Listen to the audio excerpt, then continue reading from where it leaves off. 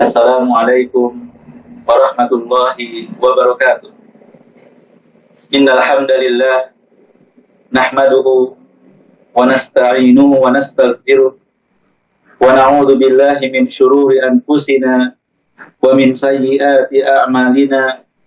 May yahdihillahu fala mudilla lahu wa may yudlilhu fala hadiyalah. Asyhadu an la ilaha illallah wahdahu la syarikalah wa asyhadu anna Muhammadan abduhu wa rasuluh. Allahumma salli wa sallim wa barik ala abdika wa rasulika Muhammad wa ala alihi wa ashabihi wa man tabi'ahum bi ihsanin ila yaumiddin, amma ba'd. Bapak dan Ibu kaum muslimin dan muslimat, para pemirsa Hasan TV yang semoga dirahmati dan dimuliakan Allah Subhanahu wa taala. Marilah kita senantiasa memuji dan bersyukur kepada Allah Subhanahu wa taala atas segala nikmat dan karunia yang Allah berikan kepada kita semua, baik yang nampak maupun yang tersembunyi, baik nikmat agama maupun nikmat dunia. Dan di antara nikmat Allah Subhanahu wa taala di kesempatan pagi ini adalah kemudahan kepada kita semua untuk bersama-sama menuntut ilmu syar'i, mempelajari kitabullah dan sunnah Rasulullah SAW melalui saluran televisi yang kita cintai ini, Hasan TV, dalam pembahasan tafsir Al-Muyassar. Dan di kesempatan pagi ini, insya Allah kita akan melanjutkan pembahasan dari surat Al-Baqarah, ayat yang ke-275 hingga 277, insya Allah ta'ala. Semoga para pemirsa sekalian sudah menyiapkan mushafnya atau Al-Quran terjemah tafsiriyahnya, ataupun mungkin kita tafsirnya, sehingga bisa dengan maksimal kita mengikuti kajian ini. Para pemirsa Hasan TV, kaum muslimin dan muslimat yang semoga dirahmati dan dimuliakan Allah Subhanahu wa taala, di ayat yang ke-275 Allah Subhanahu wa taala berfirman setelah a'udzu billahi minasyaitonir rajim, alladzina ya'kuluna ar-riba la yaqumuna illa kama yaqumul ladzi yatakhabbathu asy-syaitanu minal mas. Dzalika bi annahum qalu innamal bay'u mithlur riba wa ahallallahu al-bay'a wa harrama ar-riba. Faman ja'ahu maw'izatun min rabbih fantaha falahu ma salafa wa amruhu ila Allah wa man 'ada faulaika ashabun nar hum fiha khalidun. Yang mananya, para pemirsa yang semoga dirahmati dan dimuliakan Allah, orang-orang yang bermuamalah dengan riba, yaitu tambahan dari modal pokok atau setiap pinjaman yang menjadikannya tambahan atau manfaat, maka mereka itu tidaklah bangkit berdiri di akhirat kelak dari kubur-kubur mereka, kecuali sebagaimana berdirinya orang-orang yang dirasuki syaitan karena penyakit gila. Oleh karena itu, disebabkan mereka mengatakan sesungguhnya jual beli itu sama dengan praktek ribawi dalam kehalalan keduanya, karena masing-masing menyebabkan bertambahnya kekayaan, kata mereka. Maka Allah Subhanahu wa taala mendustakan mereka dan menjelaskan bahwa Allah menghalalkan jual beli dan mengharamkan transaksi ribawi. Karena dalam jual beli terdapat manfaat bagi orang-orang secara individual dan juga masyarakat. Sedangkan dalam praktek riba terkandung unsur pemanfaatan, kesempatan, dalam kesempitan, hilangnya harta dan kehancuran. Maka siapa saja yang telah sampai padanya larangan Allah tentang riba, lalu dia menghindarinya, maka baginya keuntungan yang telah berlalu sebelum ketetapan pengharaman. Tidak ada dosa atas dirinya padanya. Dan urusannya dikembalikan kepada Allah Subhanahu wa taala terkait apa yang akan terjadi pada dirinya pada masa yang akan datang. Apabila dia komitmen terus di atas taubatnya, maka Allah tidak akan menghilangkan pahala orang-orang yang berbuat baik. Dan barang siapa yang kembali kepada praktek riba dan menjalankannya setelah sampai kepadanya larangan Allah tentang itu, maka sungguh dia pantas memperoleh siksaan dan hujah telah tegak nyata di hadapannya. Oleh itu Allah Subhanahu wa taala berfirman, maka mereka itu adalah para penghuni neraka, mereka terancam kekal di dalamnya. Para pemirsa Hasan TV, kaum muslimin dan muslimat yang semoga dirahmati dan dimuliakan Allah Subhanahu wa taala. Di antara bentuk kasih sayang Allah Subhanahu wa taala kepada hambanya, kepada makhluknya, Allah Subhanahu wa taala halalkan jual beli bagi mereka. Yang mana dengan jual beli tersebut mereka bisa mendapatkan keuntungan bagi kehidupan dunia mereka. Dan juga Allah Subhanahu wa taala haramkan riba bagi mereka.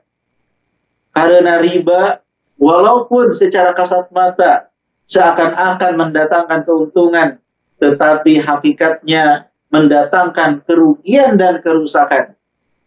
Betapa banyak orang-orang yang terjerat riba, terjerat rentenir, terjerat praktek-praktek yang merugikan, di mana dia meminjam, ya, tidak begitu banyak, tetapi dia harus mengembalikan dengan bunga yang sangat tinggi, dengan riba yang sangat tinggi. Oleh karena itu Allah Subhanahu wa taala memberikan peringatan di dalam ayat ini, memberikan ancaman bagi mereka-mereka yang masih mempraktekkan, ya, muamalah ribawiyah. Allah menyebutkan bahwa mereka-mereka yang memakan harta riba akan mendapatkan hukuman di dunia dan di akhirat. Di akhirat mereka tidak bangkit dari kuburnya kecuali seperti orang yang kerasukan syaitan, orang yang gila, orang yang tidak sadarkan diri, ya. Dan itu disebabkan karena pemahaman mereka yang salah tentang riba. Mereka menganggap riba seperti jual beli. Apa bedanya, kata mereka? Padahal sungguh jelas perbedaan yang mencolok antara jual beli dan juga dengan riba. Para pemirsa Hasan TV, kaum muslimin dan muslimat yang semoga dirahmati dan dimuliakan Allah Subhanahu wa taala. Dari ayat 275 ini kita bisa mengambil beberapa pelajaran.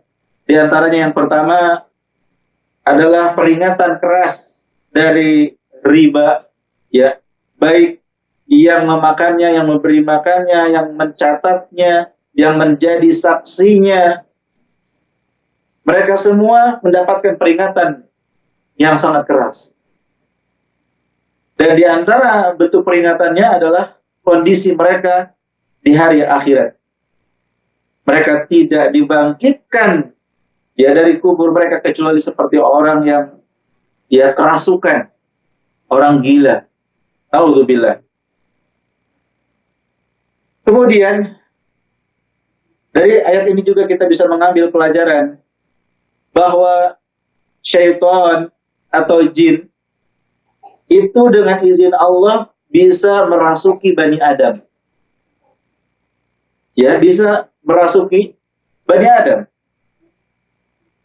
Dan banyak dalil dari sunnah Nabi Shallallahu Alaihi Wasallam dan juga realita yang kita lihat bagaimana seseorang itu kerasukan oleh jin atau syaitan. Ya, maka saat seperti itu perlu diobati dengan ruqyah syar'iyyah, dengan dibacakan kepada yang kerasukan tersebut atau kesurupan doa-doa dari Al-Quran dan juga sunnah Nabi Sallallahu Alaihi Wasallam. dibacakan surat Al-Baqarah, khususnya ayat kursi, dibacakan Al-Ikhlas, Al-Falaq, An-Nas, ya, dibacakan doa-doa dari Nabi Shallallahu Alaihi Wasallam, ya, maka dengan izin Allah Subhanahu Wa Taala, orang yang kerasukan tersebut bisa sembuh. Ya, syaitan akan pergi dari orang kerasukan tersebut. Dan harus segera. Jika tidak, orang yang kerasukan bisa berakibat fatal. Ya, selain syaitan mengajak kepada kekufuran, juga bisa merusak akal yang bisa berakhir dengan kegilaan. Tidak sedikit orang yang awalnya kerasukan, kemudian berakhir dengan kegilaan, naudzubillah. Dan agar tidak kerasukan oleh jin dan syaitan, hendaknya kita membentengi diri kita dan keluarga dengan doa-doa dan zikir kepada Allah Subhanahu wa Ta'ala di pagi hari dan juga di petang hari. Tidak perlu banyak-banyak dan tidak perlu hafal. Jika kita belum menghafal, kita bisa membaca. Jika kita belum bisa membaca banyak hal, mungkin kita bisa baca ayat kursi. Kita baca Al-Falaq dan An-Nas, atau yang disebut dengan Mu'awwidhatain. Itu insya Allah tidak sulit. Barang siapa yang membaca ayat kursi di sore hari, Allah akan menjaganya sampai pagi hari. Barang siapa yang membaca ayat kursi di pagi hari, Allah akan menjaganya di sore hari. Ya, para pemirsa Hasan TV kaum muslimin dan muslimat yang semoga dirahmati dan dimuliakan Allah Subhanahu Wa Taala. Ya, di antara pelajaran yang bisa kita ambil dari ayat ini juga adalah bahwa ahlul batil, pelaku kemaksiatan, pelaku kejahatan, mereka berusaha menghiasi kejahatan dan kemaksiatan mereka dengan kata-kata dan kalimat yang indah. Bahkan mereka mengkiaskan jual beli dengan riba. Yang seharusnya kalau mereka mau mengkiaskan riba dengan jual beli, tetapi mereka mengatakan innamal bay'u mithlur riba. Sesungguhnya jual beli seperti riba. Ya, ini menunjukkan bahwa mereka sangat bersemangat sekali untuk melegalkan, untuk membenarkan perbuatan buruk, perbuatan maksiat yang dilarang oleh Allah Subhanahu wa Ta'ala agar diterima di masyarakat. Ya, bahkan mereka merubah nama riba dengan kata yang sangat cantik sekali. Seperti bunga. Bunga identik dengan keindahan. Ya, bunga yang mekar di taman. Mereka sebut riba yang membahayakan dengan bunga. Tentu ini sangat berbahaya sekali. Kaum muslimin, orang-orang Islam, ya masyarakat muslim, hendaknya mereka takut kepada Allah Subhanahu wa Ta'ala dan tidak melakukan praktek riba. Tidak memakan harta riba dan tidak memberikan harta riba. Mereka berusaha untuk menjauh daripada riba. Dan banyak korban-korban daripada praktek ribawi ini. Tidak sedikit orang yang terjerat riba, terjerat rentenir, ya, utang piutang, baik secara online maupun offline. Mereka meminjam 2 juta harus dikembalikan belasan juta. Meminjam 10 juta harus dikembalikan sampai ratusan juta. Ada yang rumahnya disita, ada yang kendaraannya disita. Ya. Dan tidak sedikit di antara mereka, para korban tersebut, tidak sedikit di antara mereka depresi dan ingin mengakhiri hidupnya, ingin bunuh diri karena terjerat dan terlilit oleh hutang ribawi yang membinasakan tersebut. Maka waspadalah. Ya, berhati-hatilah. Kemudian ayat ini menunjukkan bahwa halal dan haram adalah hak Allah Subhanahu wa Ta'ala. Sesuatu dinyatakan halal apabila dinyatakan halal oleh Allah Subhanahu wa Ta'ala. Dan apabila dinyatakan haram oleh Allah, maka tidak ada, ya, tawar-menawar. Hal tersebut bisa berubah menjadi halal. Di dalam ayat ini Allah jelaskan, Allah tegaskan wa ahallallahu al-bai'a wa harrama riba. Allah Subhanahu wa taala menghalalkan jual beli dan mengharamkan riba. Mana yang halal? Jual beli perniagaan. Mana yang haram? Riba. Ya. Jelas di sini. Yang berhak menetapkan halal atau haram adalah Allah Subhanahu wa taala. Kemudian ayat ini juga menunjukkan bahwa antara riba dan jual beli terdapat perbedaan yang sangat jelas dalam hukum. Ya, dalam hukum. Sehingga tidak bisa kemudian disyarat-syarat praktek ribawi seakan-akan murni seperti jual beli. Tentu perbedaannya sangat jelas. Kemudian ayat ini menunjukkan bahwa orang yang bermuamalah dengan riba sebelum datangnya ilmu, maka baginya halal. Ya. Dengan syarat dia bertaubat pada Allah Subhanahu wa taala dan stop dari ribanya. Yang telah lalu halal baginya, tidak perlu jadi kembalikan. Ya. Kemudian orang yang bertaubat dari riba dan belum mendapatkan harta ribanya, maka dia tidak boleh mengambilnya. Seseorang misalnya akan mendapatkan harta riba tidak banyak, hanya 1 miliar saja. Dia baru akan mendapatkan. Dan dia bertaubat kepada Allah, tidak mau memakan harta riba, maka tidak boleh bagi dia untuk mengambil 1 miliar tersebut. Ya, tidak boleh baginya.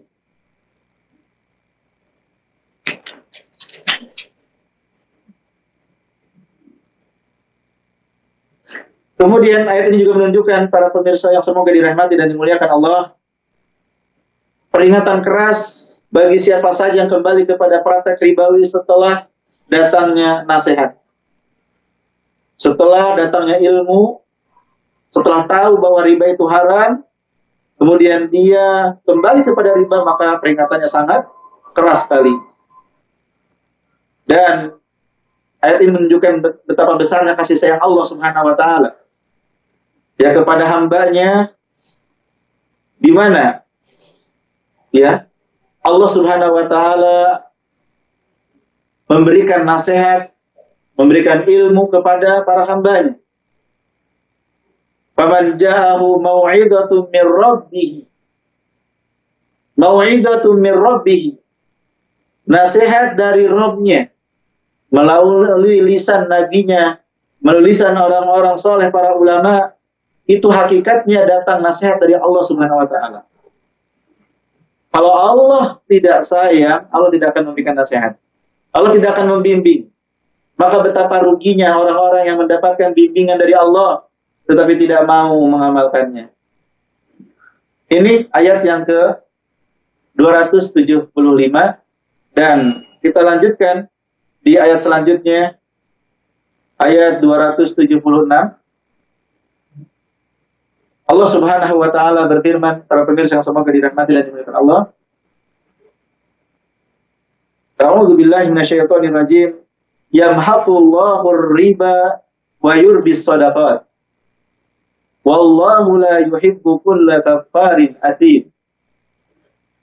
Allah Subhanahu wa taala melenyapkan, membinasakan, menghancurkan seluruh riba dan mengharamkan pelakunya dari mendapatkan keberkahan hartanya. Maka dia tidak dapat manfaat dari harta riba tersebut. Dan Allah Subhanahu wa taala menumbuhkan sedekah serta memperbanyaknya, melipat gandakan ya di dunia dan menambahkan keberkahan bahkan pahalanya bagi orang-orang yang bersedekah. Ya, Allah Subhanahu wa taala akan memperbanyaknya, melipat gandakan pahala bagi orang-orang bersedekah dan memberkahi mereka dalam harta kekayaan mereka. Bagi yang bersedekah. Dan Allah Subhanahu wa taala tidak menyukai orang yang tetap bersikeras di atas kekafirannya, menghalalkan makanan hasil riba, lagi tidak henti-hentinya dalam perbuatan dosa dan perkara haram serta maksiat-maksiat kepada Allah Subhanahu wa taala. Para pemirsa Hasan TV, kaum muslimin dan muslimat yang semoga dirahmati dan dimuliakan Allah Subhanahu wa taala. Di dalam ayat ini Allah Subhanahu wa taala menjelaskan dampak buruk daripada praktek riba dan juga manfaat yang didapatkan seorang hamba ketika dia bersedekah, di mana sangat berkebalikan. Orang yang melakukan praktek riba, mereka akan dibinasakan, dihanguskan, dilenyapkan. Dan pelenyapan ini ada dua macam. Yang pertama secara hissiyah. Secara hissiyah, para pemirsa yang semoga dirahmati dan dimuliakan Allah, artinya hartanya benar-benar hilang. Mungkin kebakaran, mungkin dirampok, dirampas, mungkin diuji dengan penyakit yang sangat dahsyat sehingga membutuhkan biaya pengobatan yang sangat besar. Intinya hartanya habis. Naudzubillah. Hartanya benar-benar habis. Ini secara hissi. Yang kedua secara maknawi. Secara manawi artinya dihilangkan keberkahan daripada hartanya. Hartanya banyak para pemirsa. Rumahnya megah, mobilnya mewah, saldo di rekening tidak terhitung mungkin. Tetapi tidak ada keberkahan daripada hartanya. Tidak ada keberkahan. Selalu merasa kurang. Hartanya menyeret kepada perbuatan yang buruk dan maksiat. Istrinya tidak solehah. Anaknya tidak soleh dan tidak solehah. Dicabut ketenangan dan ketentraman dari jiwanya. Sehingga dia sangat iri melihat orang-orang yang diuji dengan kemiskinan tapi kok bisa tersenyum, kok bisa bahagia, sedangkan dirinya yang kaya raya tidak ada kebahagiaan dan ketenangan sedikit pun. Banyak orang kaya tapi tidak berkah hidup, tidak berkah hartanya. Di antara sebabnya adalah karena ada riba di antara harta mereka. Mereka melakukan praktek ribawi. Ya, naudzubillah. Kemudian para pemirsa yang semoga dirahmati dan dimuliakan Allah, maka pelajaran yang bisa kita ambil dari ayat ini di antaranya adalah bahwa orang yang melakukan praktek riba terancam kebinasaan, dilenyapkan hartanya. Baik tadi dilenyapkan fisiknya secara isi, memang berkurang dan hilang, atau secara makna yaitu hilang daripada keberkahan. Ingat para pemirsa bahwa orang yang diberikan harta oleh Allah Subhanahu wa taala namun tidak bisa mendatangkan kebahagiaan di dunia dan tidak bisa menambah pahala di akhirat, itu lebih buruk daripada orang miskin. Lebih buruk. Orang miskin mereka ringan hisab. Jelas mereka tidak bahagia mungkin karena memang kurang harta. Tetapi ini ada orang-orang yang kaya, memiliki harta yang banyak. Tetapi ketika Allah hilangkan keberkahan, dia lebih menderita daripada orang miskin. Sehingga baginya kematian seakan-akan lebih baik daripada kehidupan. Naudzubillah. Oleh karena itu, seorang muslim memandang harta sebatas bekal saja, wasilah menuju akhirat. Karena dunia tidak lain adalah hanya apa yang kita makan, apa yang kita pakai, dan apa yang kita infakkan di jalan Allah Subhanahu wa taala.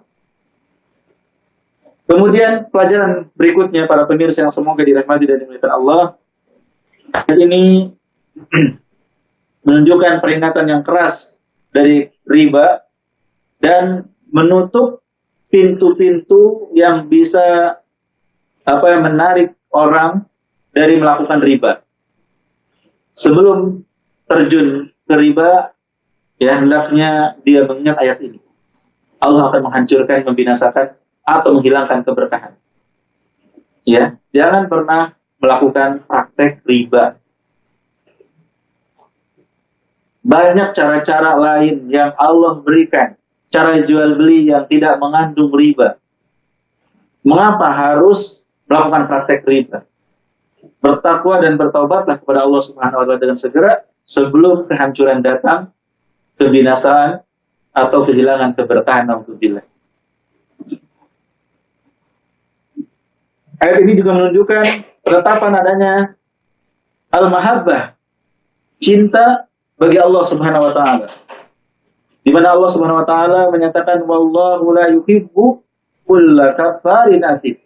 Allah tidak mencintai orang yang banyak kafir dan banyak berbuat maksiat. Jika Allah tidak mencintai mereka, maka Allah mencintai kebalikannya. Allah mencintai keimanan. Allah mencintai ketaatan. Ya. Sehingga kita tetapkan sifat cinta bagi Allah Subhanahu wa taala sesuai dengan keagungannya yang berbeda dengan makhluknya. Wallahu a'lam bishawab.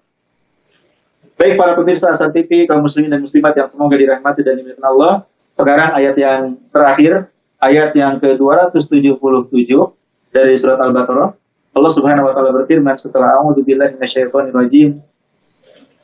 Innal ladzina amanu wa 'amilus shalihat wa aqamus sholata wa atawuz zakata lahum ajruhum 'inda rabbihim wa la khaufun 'alaihim wa la hum yahzanun. Sesungguhnya orang-orang yang beriman, yang membenarkan Allah dan Rasul-Nya, mengerjakan amal-amal soleh, menjalankan atau mendirikan sholat sebagaimana diperintahkan Allah dan Rasul-Nya, dan mengeluarkan zakat harta mereka, maka bagi mereka pahala besar yang khusus diperuntukkan bagi mereka di sisi Tuhan mereka dan pemberi rizki mereka. Tidak ada rasa takut yang membuntuti mereka di kehidupan akhirat mereka. Dan tidak ada kesedihan terhadap kenikmatan-kenikmatan dunia yang luput dari tangan mereka. Para pemirsa Hasan TV, kaum muslimin dan muslimat yang semoga dirahmati dan dimuliakan Allah Subhanahu wa taala. Setelah Allah menjelaskan tentang bahaya riba dan haramnya serta dampak buruknya di dunia dan di akhirat, Allah Subhanahu wa taala mengingatkan dan memberikan dorongan, motivasi untuk senantiasa beriman dan bertakwa kepada Allah dengan sebenar-benarnya. Karena mereka yang melakukan praktek ribawi, mereka tidak melakukannya kecuali ingin kebahagiaan, ingin kesenangan menurut mereka. Maka tentu itu tidak benar dan bertentangan, karena justru akan semakin menderita orang yang melakukan praktek riba. Siapa yang bahagia, siapa yang sukses itu? Innal ladzina amanu wa 'amilus shalihat. Sesungguhnya orang-orang yang beriman dan beramal soleh. Mereka lah yang akan beruntung. Mereka lah yang akan bahagia. Bahkan dalam surat An-Nahl ayat 97, Allah Subhanahu wa taala nyatakan, man amila shalihan min dzakarin aw untha wa huwa mu'min falanuhyiyannahu hayatan thayyibah wa lanajziyannahum ajrahum bi ahsani ma kanu ya'malun. Barang siapa yang beramal soleh, baik dia laki-laki maupun wanita, dan dia beriman kepada Allah Subhanahu wa taala, maka kami akan memberikan kehidupan yang baik di dunia. Kebahagiaan, ketenangan, rezeki yang halal, rezeki yang cukup, yang berkah, keluarga yang soleh dan solehah. Allah akan berikan kehidupan yang baik di dunia. Dan di akhirat kami akan balas mereka dengan surga yang lebih baik daripada apa yang mereka kerjakan. Inilah jalan keselamatan orang-orang yang beriman dan beramal soleh. Dan juga di antara amal soleh, wa qamus sholata wa atawuz zakat. Mereka mendirikan sholat dan menunaikan zakat. Sholat 5 waktu. Yang apabila dikerjakan dengan sebaik-baiknya, akan mencegah dari perbuatan keji dan munkar. Inna sholata tanha 'anil fahsya'i wal munkar. Sesungguhnya sholat yang dikerjakan dengan sebenar-benarnya itu akan mencegah dari perbuatan keji dan munkar. Di antara kemungkaran adalah praktek ribawi. Orang yang sholatnya benar akan meninggalkan riba, akan mencegahnya dari perbuatan riba. Orang tidak sholat kecuali karena dia cinta Allah, kecuali karena dia merindukan negeri akhirat. Dia ingin selamat di akhiratnya. Oleh karena itu dia sholat. Bagaimana mungkin kemudian dia membiarkan dirinya binasa dengan praktek ribawi atau maksiat-maksiat yang lainnya? Ya, maka orang yang sholatnya benar akan meninggalkan riba. Kemudian menunaikan zakat. Ya, jauh dari kebakilan. Memiliki kepekaan sosial terhadap masyarakat sekitar, berbagi dengan mereka, membayar zakat. Maka apa balasan bagi mereka? Lahum ajruhum 'inda rabbihim. Mereka akan mendapatkan pahala yang besar di sisi Allah, yang bisa bermanfaat bagi akhirat mereka. Ingat, kehidupan itu tidak lain kehidupan akhirat. Kehidupan dunia hanyalah sebentar dan sementara, dan hanya sebatas jembatan dan wasilah menuju akhirat. Orang-orang yang melakukan amal soleh tadi, ya, mendirikan sholat dan menunaikan zakat, maka mereka mendapatkan bekal terbaik. Mereka mendapatkan pahala yang besar di akhirat kelak. Wala khaufun 'alaihim wala hum yahzanun. Dan mereka tidak akan dihinggapi rasa takut dari apa yang menimpa mereka di masa depan. Dan mereka tidak akan dihinggapi rasa sedih dari apa yang hilang daripada perkara dunia mereka. Mereka bahagia, mereka tentram, mereka tenang. Itulah balasan bagi orang-orang yang beriman dan bertakwa kepada Allah Subhanahu wa taala. Pelajaran dari ayat ini para pemirsa, di antaranya yang pertama adalah dorongan untuk beriman dan beramal soleh. Ya, dorongan untuk beriman dan beramal soleh itulah kunci kebahagiaan, kunci kesuksesan dunia dan akhirat. Ayat ini juga menunjukkan bahwa ya, orang yang beriman harus dibuktikan dengan amalan. Harus dibuktikan dengan amalan. Karena Allah menyebutkan wa 'amilus shalihat, bahkan wa aqamus shalah, wa atawuz zakat. Tidak cukup seseorang mengatakan yang penting hatinya. Hati itu tersembunyi. Hanya bisa dibuktikan dengan ucapan dan perbuatan.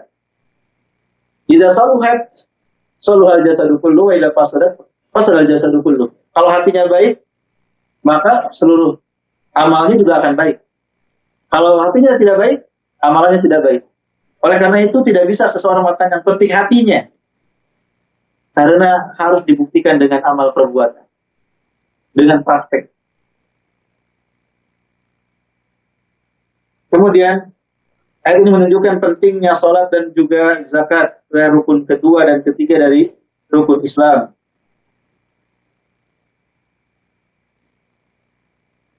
Kemudian, ayat ini juga menunjukkan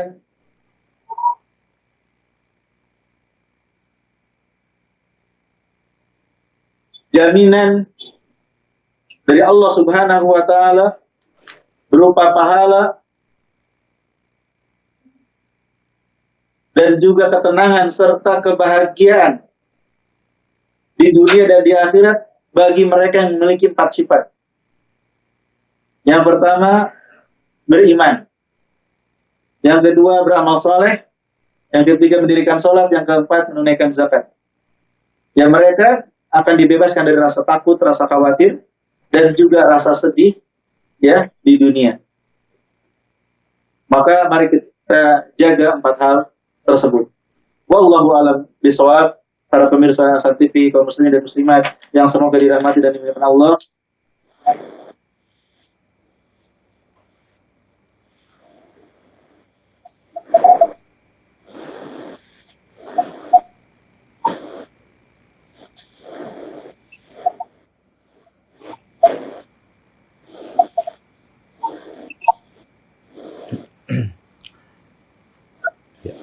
Ya.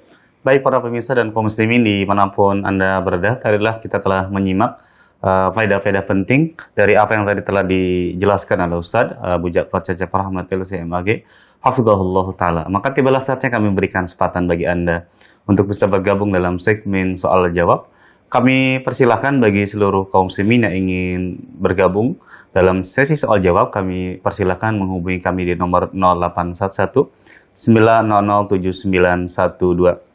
Adapun bagi Anda yang ingin bertanya melalui layanan pesan singkat, kami persilahkan untuk mengirimkan pertanyaan di nomor 0811 9007913. Baik, sambil kita menunggu penelpon dari pemirsa, kita akan bacakan beberapa pertanyaan yang sudah masuk, Ustaz. Yang pertama dari hamba Allah.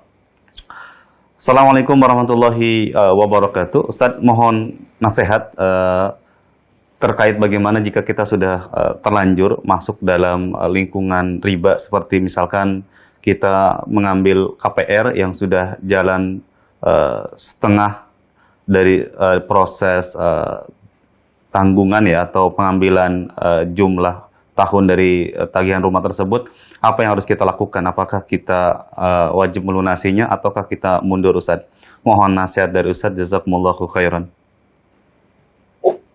Waalaikumsalam warahmatullahi wabarakatuh. Atas pertanyaan, bagi mereka sudah terlanjur berhutang namun mengalami sulit, maka lagi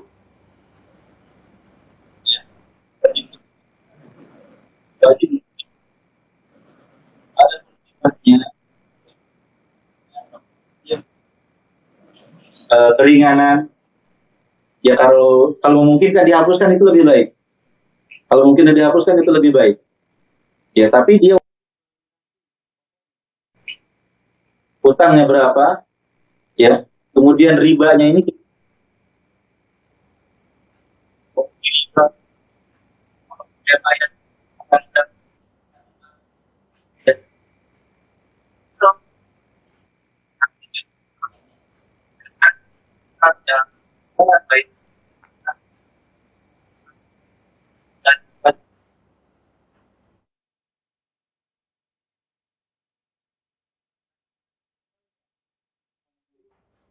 jadi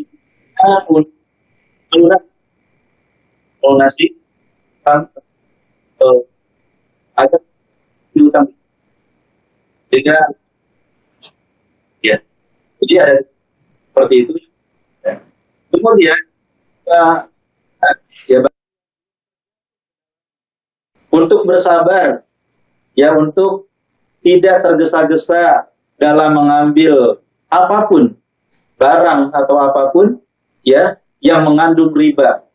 Insya Allah kita bisa terhindar dari riba kalau kita sabar, kalau kita takut dan bertakwa kepada Allah Subhanahu Wa Taala. Kita menabung, insya Allah Allah akan mudahkan kita untuk mendapatkan ya rumah, mendapatkan kendaraan tanpa harus melalui praktek-praktek ribawi. Insya Allah kita rajin bekerja, rajin menabung dan bersabar. Dan tidak harus kita langsung mendapatkan sesuatu yang bagus. Ya, tidak mengapa untuk tempat tinggal kita tinggal di tempat yang sederhana dulu sambil menabung. Untuk kendaraan tidak mengapa kita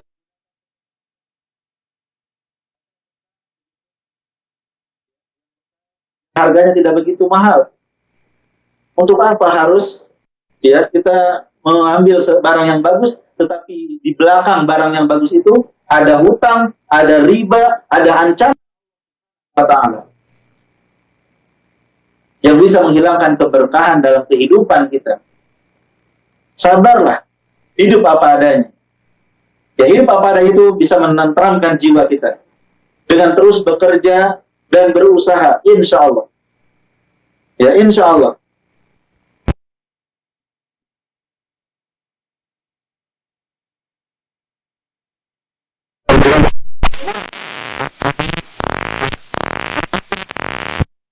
Pinjaman yang mengandung riba. Wallahu a'lam bishawab.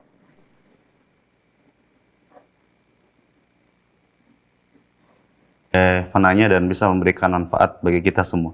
Baik, kita berikan kesempatan berikutnya. Penanya berikutnya kita bacakan. Assalamualaikum warahmatullahi wabarakatuh. Ustaz izin bertanya, lebih utama mana sedekah kepada saudara yang jauh atau orang miskin yang dekat di sekitar rumah kita? Kemudian itu pertanyaan pertama, Ustaz. Pertanyaan kedua adalah bagaimana kita bisa menilai orang itu masuk kategori orang miskin, Ustaz? Mohon nasihat dan jawaban dari Ustaz. Jazakumullahu khairan. Wa jazakumullahu khairan. Terima kasih atas pertanyaannya. Sedekah terbaik, ya. Yang pertama adalah kepada kedua orang tua. Ya, kepada kedua orang tua. Tentunya setelah yang wajib kepada istri dan anak-anak, ya, yang saya maksud di sini. Setelah kita menunaikan kewajiban kepada istri dan anak-anak, menafkahi mereka, ya, kemudian kita ingin bersedekah, yang pertama adalah kepada kedua orang tua. Walil walidaini wal aqrabin wal yatama wal masakin. Kedua orang tua, karib kerabat, anak-anak yatim, baru fakir miskin. Jadi perhatikan dulu orang tuanya. Apakah orang tua kita membutuhkan? Ya, mungkin mereka sudah tidak bekerja, mungkin mereka sudah sepuh, atau pekerjaan mereka yang kurang. Bantu mereka, nafkahi mereka. Ya, sebagai anak harus menjadi tulang punggung mereka. Jangan biarkan mereka kesusahan, jangan biarkan mereka kesulitan.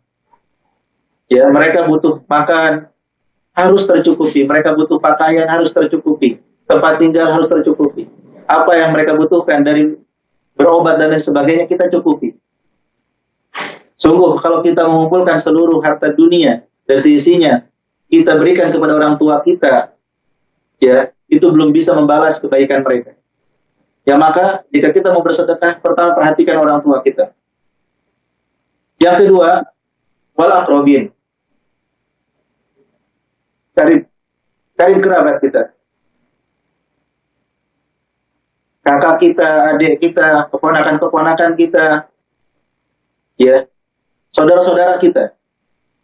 Jangan sampai ada di antara mereka yang kesulitan, yang kesusahan.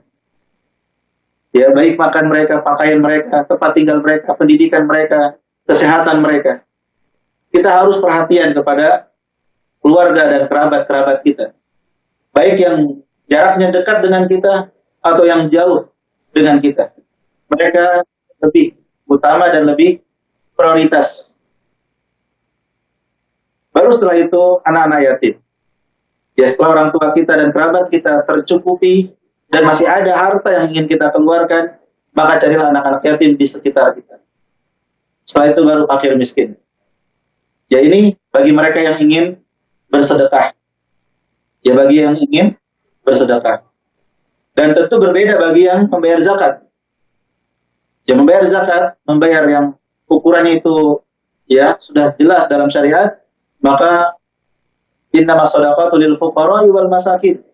Yang pertama kali adalah kepada fakir dan miskin. Ya, bukan kepada anak yatim. Ini berbeda antara sedekah tadi yang pertama dengan zakat yang wajib, maka yang pertama kali adalah fakir dan miskin. Dan orang tua tidak berhak mendapatkan zakat. Karena kewajiban anak untuk menafkahi mereka. Ya, orang tua bukan mendapatkan zakat, tetapi mereka mendapatkan harta kita. Harta kita adalah milik orang tua kita. Jangan sampai orang tua kita kesulitan sehingga mendapatkan zakat dari kita. Tidak. Ya, kewajiban kita untuk memberikan kepada orang tua. Nah, jadi ini perbedaannya antara sedekah biasa dengan zakat. Dan yang dimaksud dengan fakir miskin tadi yang ditanyakan oleh penanya, ya, fakir dan miskin ini dua kata yang apabila disebutkan bersamaan artinya berbeda. Tetapi jika disebutkan sendirian maka maknanya sama. Disebut fakir saja masuk di dalamnya miskin. Disebut miskin saja masuk di dalamnya fakir. Tapi jika disebutkan fakir miskin maka berbeda. Orang yang fakir adalah orang yang tidak memiliki sesuatu apapun untuk kehidupan mereka, untuk makan mereka. Ya, mereka tidak punya pekerjaan dan tidak mampu untuk bekerja sama sekali. Sehingga mereka benar-benar harus ditanggung kehidupannya. Maka mereka yang paling berhak mendapatkan zakat.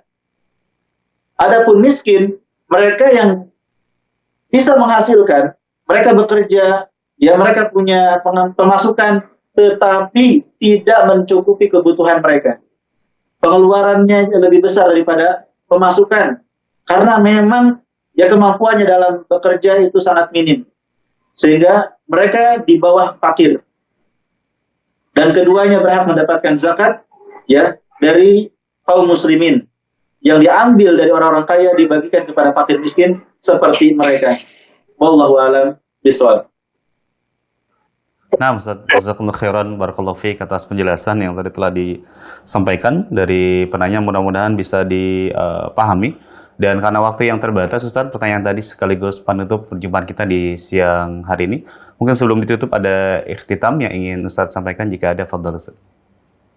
Baik para pemirsa Hasan TV kaum muslimin dan muslimat yang semoga dirahmati dan dimuliakan Allah, kita harus selalu ingat bahwa dunia ini sementara dan penuh ujian dan tipu daya ya yang bisa melalaikan kita. Maka jangan sampai tertipu oleh dunia dan kita selalu ingat akhirat sebagai tujuan sesungguhnya, rumah yang sesungguhnya, yang di sanalah tempat kita beristirahat. Mari kita berjuang selama di dunia ini untuk menggapai akhirat. Wallahu a'lam bishawab. Jazakumullahu khairan atas perhatiannya. Mohon maaf atas kekurangannya. Wassallallahu ala nabiyina Muhammad wa ala alihi wa sahbihi wasallam. Nah.